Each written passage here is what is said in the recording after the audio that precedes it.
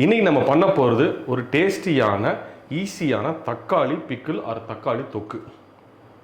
இந்த தக்காளி பிக்கிள் இந்த தக்காளி தொக்கு இருக்கு இல்லையா, இது நீங்கள் ஈஸியாக ஸ்டோர் பண்ணி வைக்கலாம். ஒரு ஈஸியாக ஒரு 10-15 நாள் வரும். ரெஃப்ரிஜரேட் பண்ணிங்கன்னா அதிக நாள் கூட வரும். கரெக்டான ப்ரொசீஜரில் பண்ணலாம். ட்ராவலுக்கு ரொம்ப யூஸ்ஃபுல்லாக இருக்கும்.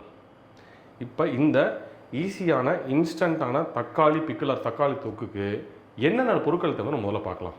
தக்காளி 1/2 கிலோ, புளி சின்ன துண்டு, மிளகாத்தூள் 1/2 டேபிள் ஸ்பூன், இஞ்சி பேஸ்ட் 1 டேபிள் ஸ்பூன், சோம்புத்தூள் 1/2 டேபிள் ஸ்பூன், மல்லித்தூள் 1 டேபிள் ஸ்பூன், மஞ்சள் தூள், உப்பு, வெந்தயம் 1 டேபிள் ஸ்பூன், ஜீரகம் 1/2 டேபிள் ஸ்பூன், கடுகு 1 டேபிள் ஸ்பூன், வெல்லம் ஒரு சின்ன துண்டு, கடுகெண்ணெய் 3 டேபிள் ஸ்பூன், பிளாக் சால்ட், பெருங்காயம். வெல்கம் டு என் சமையல் லெஜர் வித் வினோத்குமார். இந்த தக்காளி பிக்கிளுக்கு என்னென்ன பொருட்கள் தேவைன்னு பார்த்தாச்சு. இப்போ இதை பண்ண ஆரம்பிக்கலாம். இது பண்ணுறது ரொம்ப சிம்பிள் தான். இந்த தக்காளி இல்லையா, நல்ல பழுத்த தக்காளியாக இருக்கணும். நாட்டு தக்காளியாக எடுத்துக்கோங்க. இந்த ஹைப்ரிட் தக்காளி யூஸ் பண்ணிங்கன்னா பண்ணலாம், பட் அந்த புளிப்பு நமக்கு தேவை. இந்த தக்காளி தொக்கில் இந்த புளிப்பு ரொம்ப தேவை தக்காளி ஊறுகாயில். ஸோ நீங்கள் அந்த ஹைப்ரிட் வாங்கினீங்கன்னா அந்த புளிப்பு கம்மியாக இருக்கும். ஸோ பெட்டர் நாட்டு தக்காளியாக இருந்தால் பெட்டர். இல்லை அவைலபிள் இல்லை அப்படின்னா நீங்கள் ஹைப்ரிட்டும் வாங்கிக்கலாம்.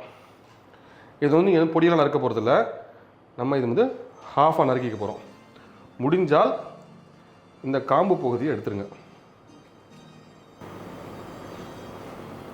ரொம்ப கஷ்டம்லாம் இல்லை, இது யாருனாலும் பண்ணலாம். ரொம்ப டெக்னிக்கல் அப்படிலாம் கிடையாது. என்ன கொஞ்சம் பொறுமையாக பண்ண அவ்வளோதான்.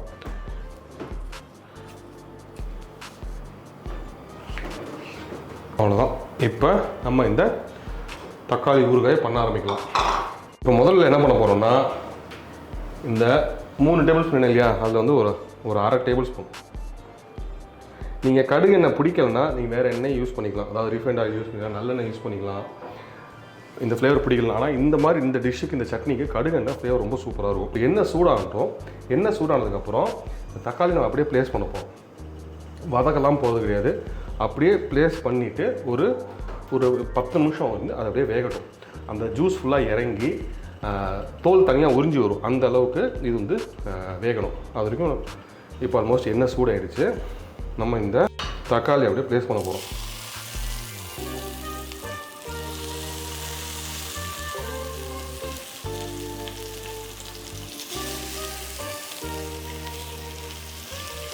இந்த கடுகு எண்ணெய்ன்றது தனி ஃப்ளேவர் இருக்குது. அது ஆரம்பத்தில் எல்லாருமே யோசிப்பாங்க. ஆனால் நீங்கள் யூஸ் பண்ண ஆரம்பிச்சிங்கன்னா அந்த ஃப்ளேவர் ரொம்ப நல்லாயிருக்கும். நானுமே வந்து ஆரம்பத்திலாம் கடுகு எண்ணெய் மாதிரி கசக்கும், ஒரு மாதிரி ஃப்ளேவர் வரும்னு நினச்சேன். ஆனால் இந்த டிஷ்ஷஸ்லாம் கடுகு எண்ணெய்லாம் வேறு எண்ணெயில் பண்ணுறப்ப அந்த ஃப்ளேவரே மாறுது. கடுகு எண்ணெய் தான் நல்லாயிருக்கு. ஸோ நீங்களும் யூஸ் பண்ணி பாருங்கள், நல்லாயிருக்கும். நான் கடுகு எண்ணெய்க்கு மார்க்கெட்டிங்லாம் பண்ணல, பட் வந்து கண்டிப்பாக அது நல்லா இருக்குது. அப்படியே மூடி வச்சுருங்க. ஒரு 10 நிமிஷம் அப்படியே வேகட்டும். இது அடிலாம் பிடிக்காது. ஏன்னா வந்து தக்காளி இந்த சாறு இறங்குறப்ப அடி பிடிக்காது. வேணும்னா ஒரு மீடியம் ஃப்ளேமில் வச்சுக்கோங்க, பெஸ்ட்டு. ஒரு 10 நிமிஷம் கழிச்சு நம்ம பார்க்கலாம். இப்போ இந்த தக்காளி வேக ஆரம்பிச்சு ஒரு 10 நிமிஷம் ஆகிடுச்சு. இப்போ அடுப்பு ஆஃப் பண்ணிக்கலாம். நான் ஓப்பன் பண்ணி காட்டுறேன், உங்களுக்கு அப்போ தான் என்னன்றது புரியும். இது வந்து தக்காளி ஜூஸ்லாம் அப்படியே இறங்கிருக்கு. இப்போ இந்த தோல் தனியாக வரும். இதுதான் கரெக்டான வெந்திருக்குன்னு அர்த்தம். ஸோ நீங்கள் என்ன பண்ணுங்க, ஸ்லோவாக இது மாதிரி இல்லைனா ஆற வச்சுட்டு ஆறுனதுக்கப்புறம் அந்த தோல் எடுக்கலாம். இல்லைனா இது மாதிரி ஒரு இன்ஸ்ட்ருமெண்ட் வச்சு தோல் எடுத்துருங்க. தோலோடையும் சட்னி பண்ணலாம், பட் என்னென்னா தோல் சீக்கிரம் வந்து கெட்டு போகிறதுக்கு வாய்ப்பு இருக்குது. ரெண்டாவது டெக்ஸ்சர் நல்லா இருக்காது. தோலை எடுத்துருங்க. தோல் எடுத்ததுக்கப்புறம் தக்காளி எடுத்து தனியாக வச்சுக்கலாம். தக்காளி வந்து அந்த எண்ணெயோட அந்த ஜூஸோடு எடுத்து வைங்க. அது ரொம்ப முக்கியம். அந்த டேஸ்ட் ரொம்ப முக்கியம். இந்த எண்ணெயும் ஜூஸையும் கீழே கொட்டிடாதீங்க, இது ரொம்ப முக்கியம். இப்போ இந்த தக்காளி ஆறட்டும். ஆறுற டைமில் மற்ற வேலையை பார்க்கலாம். அடுப்பு ஆன் பண்ணிவிட்டு இந்த பேலன்ஸ் இருக்கிற ஒரு 2 டேபிள் ஸ்பூன் எண்ணெய்,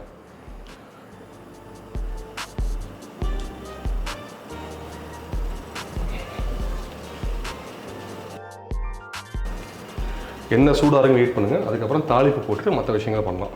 இந்த எண்ணெய் சூடாகிற டைமில் நம்ம இதை மசிக்க ஆரம்பிச்சிடலாம். ஏன்னா இது முக்கியம். இதை அப்படியே போட முடியாது. இந்த தக்காளி வந்து மசிக்கணும். இந்த கடுகு எண்ணெய் கேர்ஃபுல்லாக இருங்க. அது சூடாகிறப்ப கண் எரியும். நான் தள்ளி நின்று பண்ணுறேன்.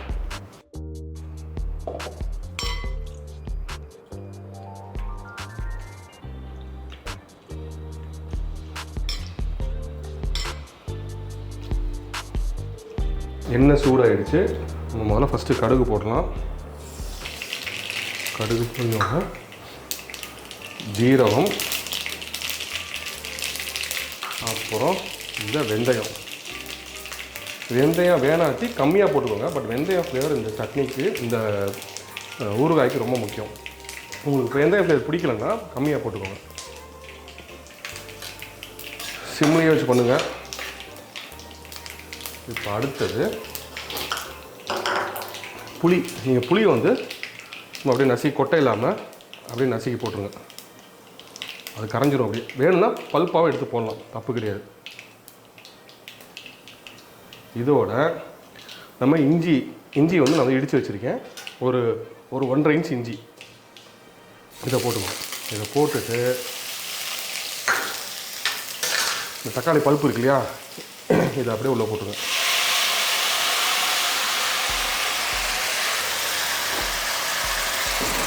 உங்களுக்கு இந்த இஞ்சியோட பச்சை வடை போய்டுங்க. தனியாக இஞ்சியை போட்டு அது வந்து வதங்கிறதுக்கு வெயிட் பண்ண அவசியம் கிடையாது.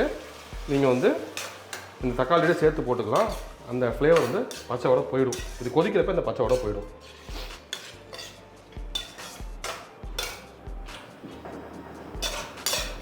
இது வந்து ஒரு கொதி வந்து இந்த இஞ்சியோட பச்சை வடை போட்டும் அது வரைக்கும் கொஞ்சம் வெயிட் பண்ணும். இது ஒரு 2-3 நிமிஷம் ஆகும். நான் ஏன் தக்காளியோட போட்டேன்னா, சில டைம் இஞ்சி போட்டதுக்கப்புறம் அடிப்பிடிக்க ஆரம்பிக்க வாய்ப்பு இருக்குது, கருக வாய்ப்பு இருக்குது. ஸோ நம்ம போட்டிருக்க அந்த ஸ்பைசஸ், இந்த ஜீரகம், வெந்தயம்லாம் போட்டுக்கலாம், கருகுனா நல்லா இருக்காது. ஸோ இஞ்சி போடுறப்ப டக்குன்னு அடிப்பிடிக்க வாய்ப்பு இருக்குது. ஸோ தக்காளியோட சேர்ந்து போடுறப்ப அந்த அடிப்பிடிக்கிற வாய்ப்பு கம்மியாகும். ஸோ 2 நிமிஷம் வெயிட் பண்ணலாம். இப்போ இது எல்லாமே ஓரளவுக்கு பிளெண்ட் ஆகி வெந்துருச்சு. இப்போ நம்ம என்ன பண்ண போகிறோம்னா, மிளகாத்தூள் உங்களுக்கு காரத்துக்கு இந்த மாதிரி போடுறேன். நான் காஷ்மீரி சில்லி பவுடர் போடுறேன். உங்களுக்கு காரத்துக்கு இந்த மாதிரி போட்டுக்கோங்க. அடுத்தது மல்லித்தூள் நான் இப்போ மிளகாத்தூளுக்கு ஒரு 1/4 பங்கு 1/2 பங்கு ஜாஸ்தியாக போடுவேன். அதுவுமே உங்கள் டேஸ்ட்டுக்கு தகுந்த மாதிரி தான். நான் ஏற்கனவே மெஷர்மெண்ட்ஸ் சொல்லியிருக்கேன். அந்த மெஷர்மெண்ட்ஸ் போட்டால் பக்காவாக இருக்கும். அதே மாதிரி சோம்புத்தூள் ஆப்ஷனல் தான். உங்களுக்கு வேணும்னா நீங்கள் வந்து கரம் மசாலா கூட போட்டுக்கலாம். பட் கரம் மசாலாவோட எனக்கு சோம்புத்தூள் ஃப்ளேவர் இன்னும் பெட்டராக இருக்குன்னு தோணுது, அதெல்லாம் நான் போடுறேன். அப்புறம் மஞ்சத்தூள் இதெல்லாம் போட்டு மிக்ஸ் பண்ணுங்கள். இது வந்து அந்த பொடியோட பச்சை வடை போடுற வரைக்கும் இருந்தால் போதும். ஏன்னா மறுபடியும் நம்ம வந்து இஞ்சி தக்காளி எல்லாமே நல்லா வெந்துருச்சு. இது வந்து 2-3 நிமிஷம் தான் ஆகும். இதோட நம்ம என்ன பண்ண போகிறோம்னா,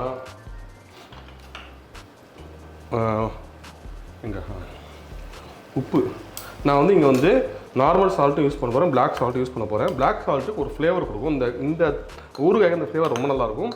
பட் அது பிடிக்கல அப்படின்னு நீங்கள் அவாய்ட் பண்ணலாம். என்னென்னா, ஒரு லைட்டாக ஒரு பெருங்காயம் ஃப்ளேவர் அந்த உப்பில் இருக்கும். ஸோ அது வந்து இந்த ஊறுகாய்க்கு நல்லாயிருக்கும். நார்மல் சால்ட்டு, அப்புறம் இந்த பிளாக் சால்ட்டு, இது ரெண்டையும் நான் போடுறேன். அதோட பெருங்காயம் உங்களுக்கு டேஸ்ட்டுக்கு தகுந்த போடலாம். ஆனால் பெருங்காயம் ஃப்ளேவர் ரொம்ப முக்கியம். அதே மாதிரி வெல்லமும் இதுக்கு முக்கியம். ஏன்னா நம்ம வந்து புளிப்பு இருக்குது, காரம் இருக்குது, இனிப்பு அது ஒரு இனிப்பு இருந்தால் தான் அது கரெக்டாக பிளெண்ட் ஆகும். ஸோ வந்து வெல்லம் வந்து உங்களுக்கு பிடிக்கலன்னா கம்மியாக போட்டுக்கோங்க. பட் வெல்லத்தை அவாய்ட் பண்ணாதீங்க. இதை பண்ணிவிட்டு ஒரு 2 நிமிஷம் கொதித்து எண்ணெய் பிரியட்டும், அது வரைக்கும் வெயிட் பண்ணுங்கள். இப்போ இந்த தக்காளி ஊறுகாய் ரெடி. எண்ணெய் பிரிஞ்சு வருது பாருங்கள், தெரியுதா? எண்ணெய் ஓரத்தில் பிரிஞ்சு வருது பாருங்கள். அவ்வளோ. அடுப்பு ஆஃப் பண்ணுங்கள். இது ஆறட்டும். பவுலில் ட்ரான்ஸ்ஃபர் பண்ணிவிட்டு டேஸ்ட் பண்ணுறது சூப்பராக இருக்கும். நம்ம பவுலில் ட்ரான்ஸ்ஃபர் பண்ணிட்டு பார்க்கலாம்.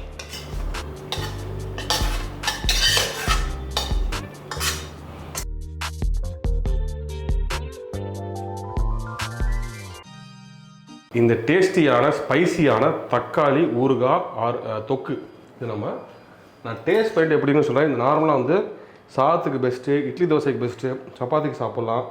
நீங்கள் நம்ம அதெல்லாம் பண்ணலை. அதனால் வந்து இந்த ஊறுகாயை நான் ஸ்ட்ரைட்டாக டேஸ்ட் பண்ணிட்டு எப்படி இருக்குன்னு சொல்கிறேன். ஊறுகாய் காரம் ஆனால் பெர்ஃபெக்டாக இருக்குது. இந்த எல்லா டேஸ்ட்டும் மிக்ஸ் ஆகி, இந்த நம்ம வெந்தயம் போட்டிருக்கோம், அதோட கசப்பு, இந்த கடுகு எண்ணெயோட கசப்பு, அது மாதிரி தக்காளி புளிக்கு போட்டிருக்கோம், அப்புறம் வந்து உப்பு, இனிப்பு, காரம் எல்லாம் மிக்ஸ் ஆகி ரொம்ப ரொம்ப டேஸ்டியாக இருக்குது. இது வந்து கண்டிப்பாக இட்லி தோசைக்கு பெஸ்ட்டு சைட் டிஷ்ஷு. ஸோ சப்பாத்திக்கும் தொட்டு சாப்பிட்லாம். ட்ராவல் பண்ணுறாங்க, லாங் ட்ராவல் பண்ணுறீங்கன்னா இது மாதிரி வச்சுட்டு நல்லா ஒரு ஏர்டைட் கண்டெய்னரில் எடுத்துகிட்டு போங்க. ஈஸியாக ஒரு 4-5 நாளைக்கு இது நல்லாவே தாங்கும். நீங்கள் ரெஃப்ரிஜிரேட் பண்ணிங்கன்னா இன்னும் நல்லாவே தாங்கும்.